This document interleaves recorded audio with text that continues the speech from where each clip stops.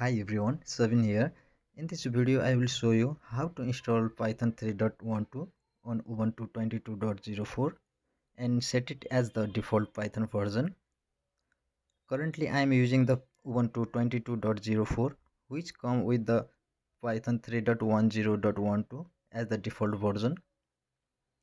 Let's walk through the step to upgrade it with the Python version 3.12. First we need to update our system to ensure all packages are up to date. Open the terminal and type sudo apt-update and sudo apt-upgrade -y and hit enter. Enter the credential and hit enter. To get Python 3.12 we will add the Deadsnakes PPA. So type the sudo add-apt-repository PPA :deadsnake/PPA. Hit enter. To continue, hit enter.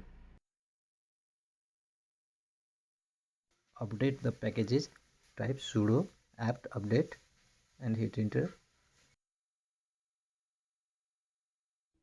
Yes, all packages are now up to date.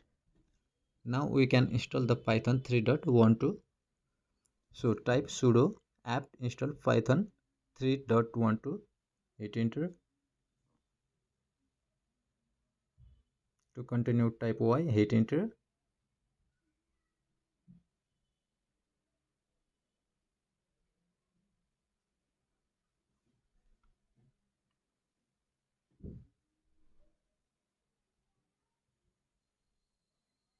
To confirm Python 3.12 is installed, just run the Python 3.12 -- version and you will see the Python 3.12.8 is installed. Now let's set the Python 3.12 as a default. Register Python 3.12 with update alternatives. Ubuntu uses update alternatives to manage the default commands. Let's register both Python 3.10 and Python 3.12 by running these commands. Sudo update alternatives.